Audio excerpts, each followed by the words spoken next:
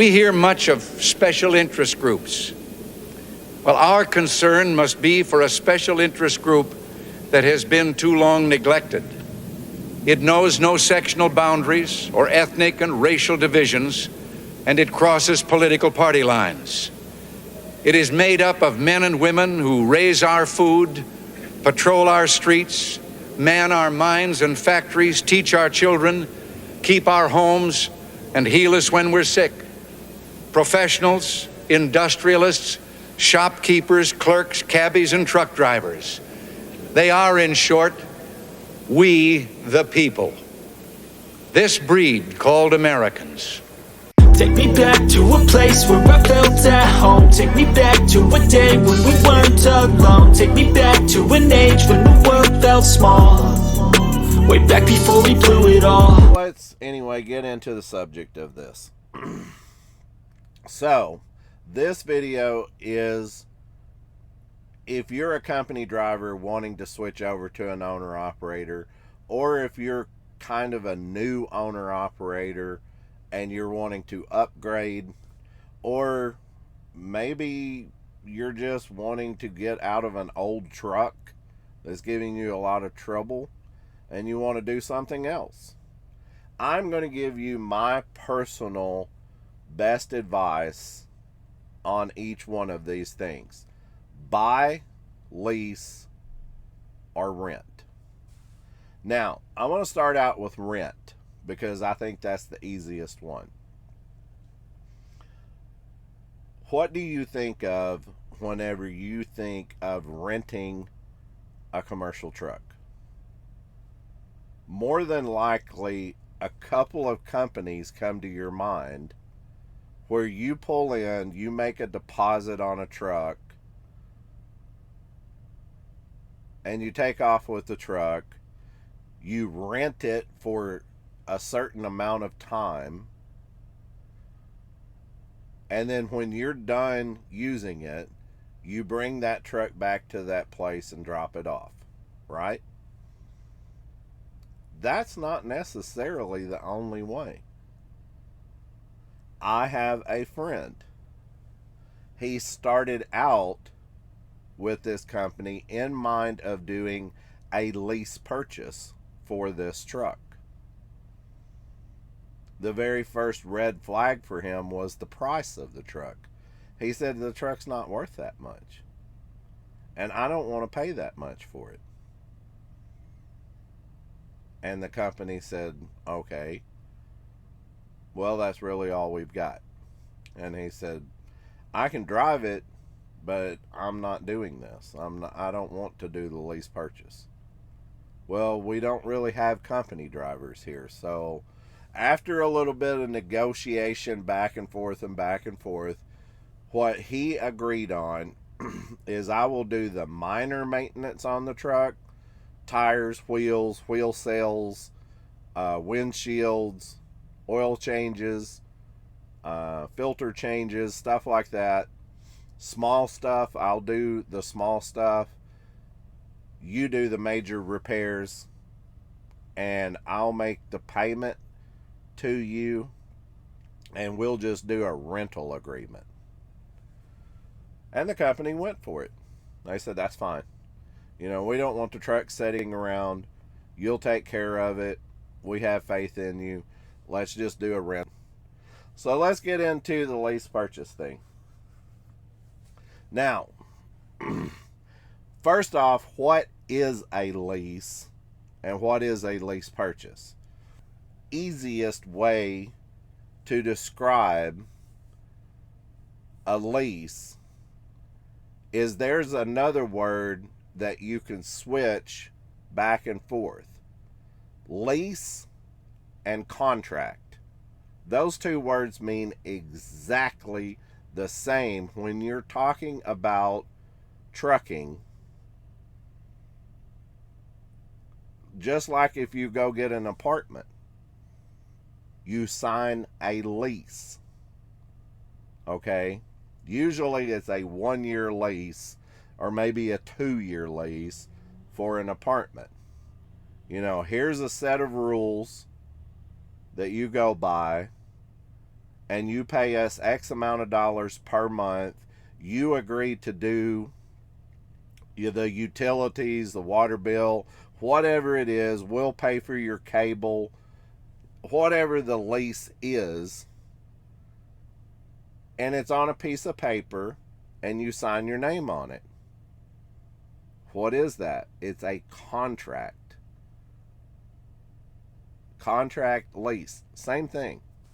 Exactly the same thing. When you do a lease purchase, it's the same thing. You're purchasing something through a contract. Now, all the truck drivers, not all the truck drivers, but a lot of truck drivers out here scream about this and say, never, never, never, never do a lease purchase. Well, I feel like when you tell somebody never, that closes all the doors. I don't like having all the doors closed. Now, you may call 100 different companies out here that do lease purchase, and you think, well, the second and the third and the fourth sucked even worse than the first, and then you keep going and you just get jaded with it and say, they're right, you never want to do a lease purchase, this is horrible.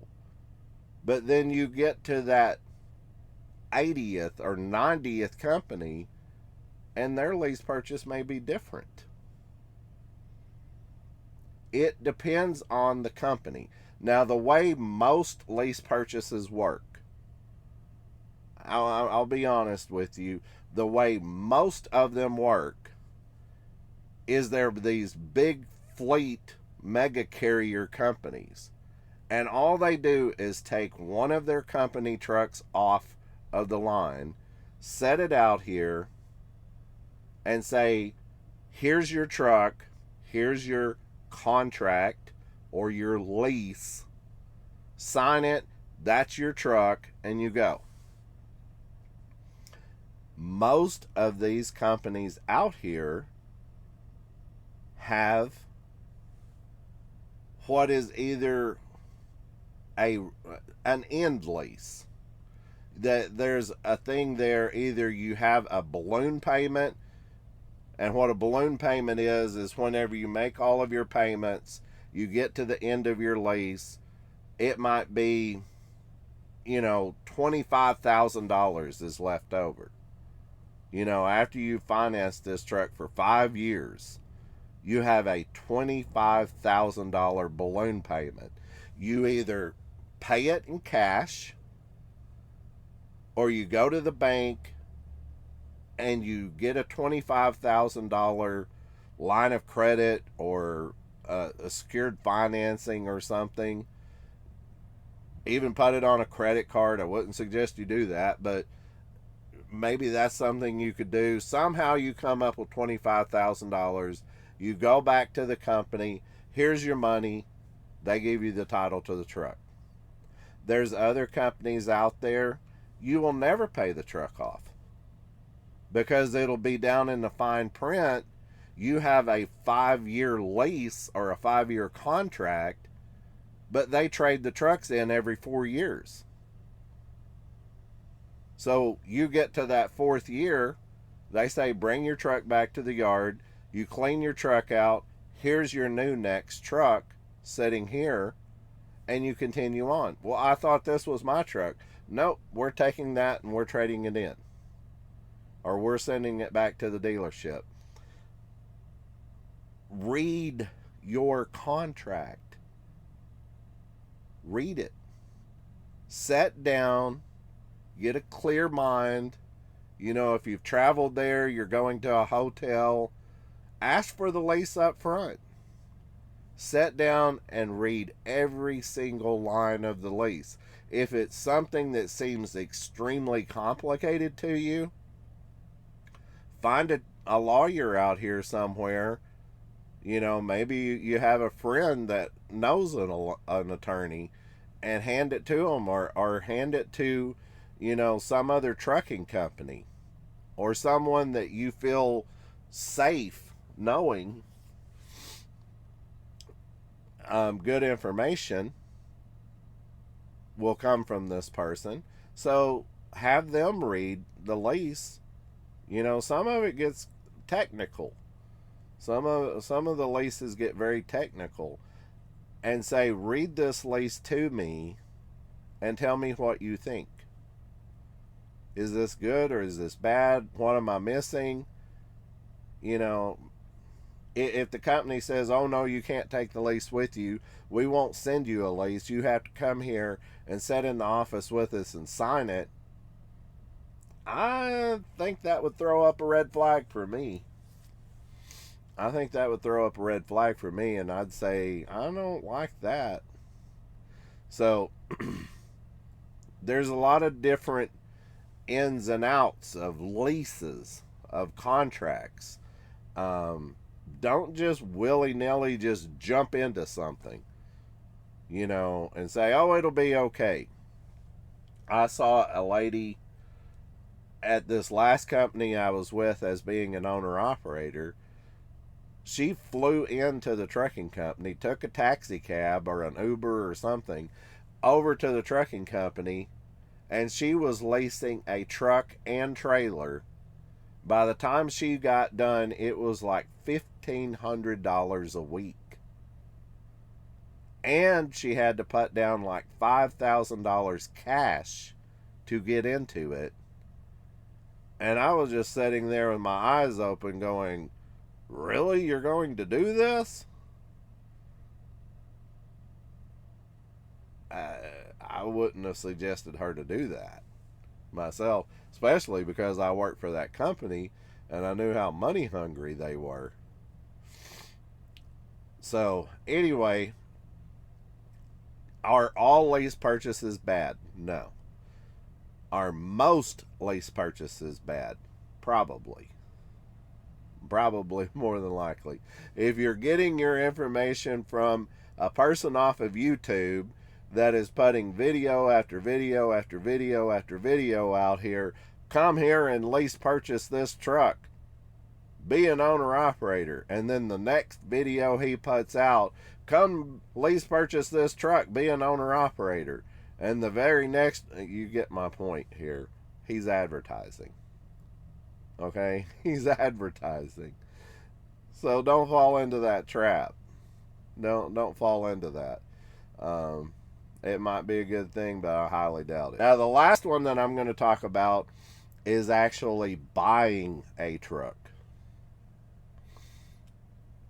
Believe it or not, there is a lot of companies out here that claim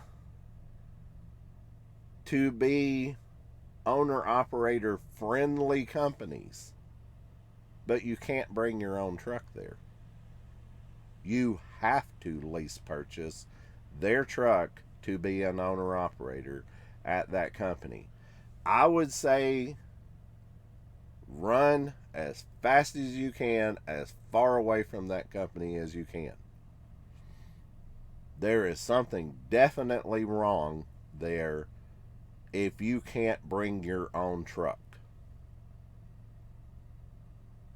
More than likely they are making bukus of money off of their lease purchase, so they don't want you bringing your own truck.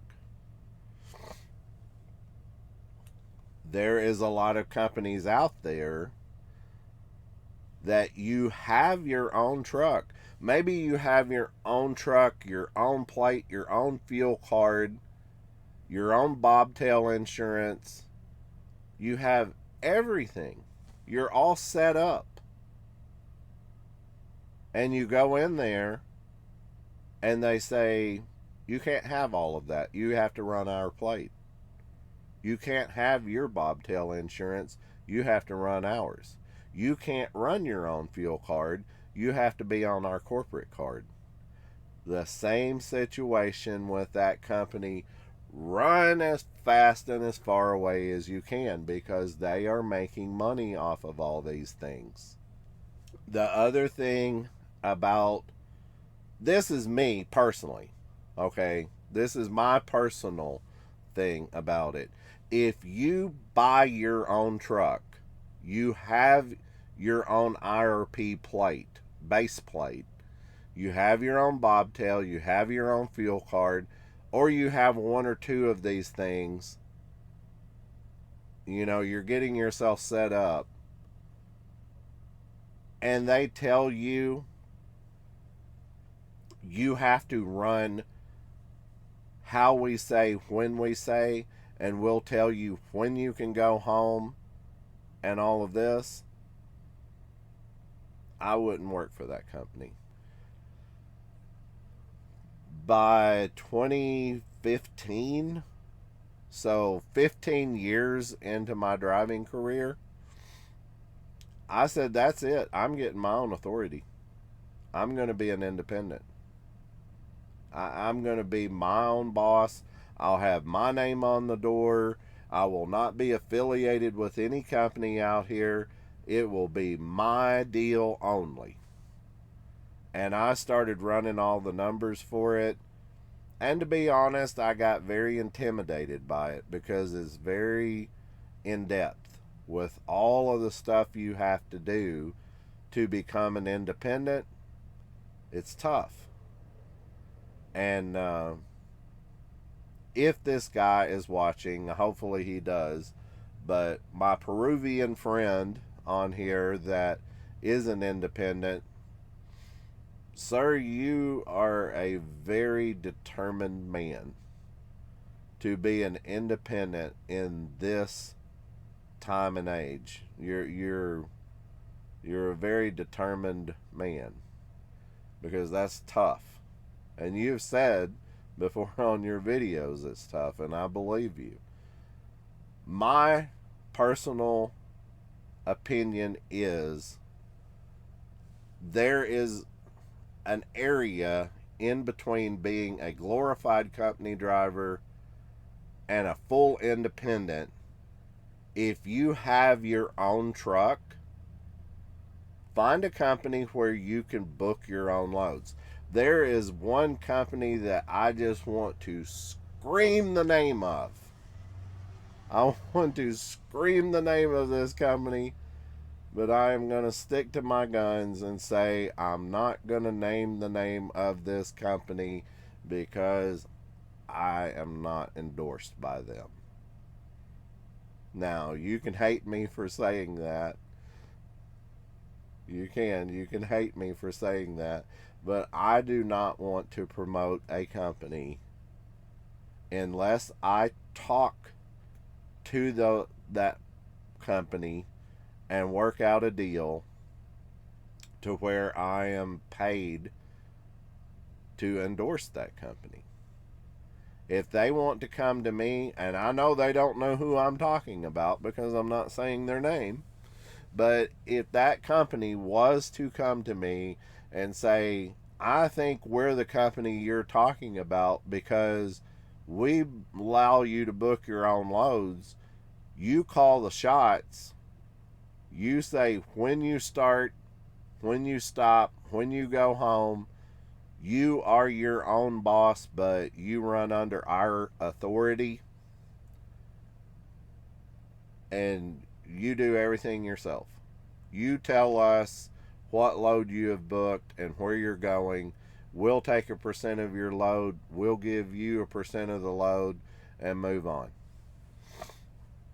If that sounds like you, if you happen to be watching this video and that sounds like you, and you want me to endorse your company on this channel or start advertising for you, send me an email at truckingandpolitics01@gmail.com and we will discuss it. I personally feel like that is probably the best option for people. If you get to that limit and you're like me in my situation there, You don't want to go full independent and have no safety net, be your own boss and your own entity. If you don't want to go that far, but you want the freedom of actually being an owner operator, the last company I worked for, I did that. Now, I won't advertise for them. We had a bad falling out. We had a very bad disagreement, and we had words, and we fell out, and we're not on speaking terms anymore. Because that company, I had their back, but they didn't have mine, and they left me stranded. They did. Even though I had given them very, very good advice and helped them promote their company, I had their back and they left me stranded. So I won't advertise for that company. But that is a good thing to get into. You know, that's as long as the percentage is not too high to where you're giving them too much of your income, that's a good deal. Right now, in my opinion, it's not good to do it. Like me or dislike me, we need to get Joe Biden out of office. And I don't mean harm him in any way. I mean, kick that sucker out by your vote. You know, he needs to go. And this country needs to start turning around and correcting all of the mistakes that we've made in the last 25 years. But with that being said, if we get to that point, buying your own truck, booking your own loads, being your own boss like that's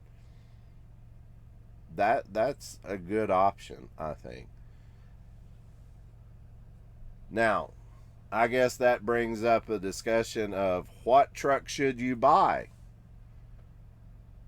Well, that's going to go on to another video. That's not this.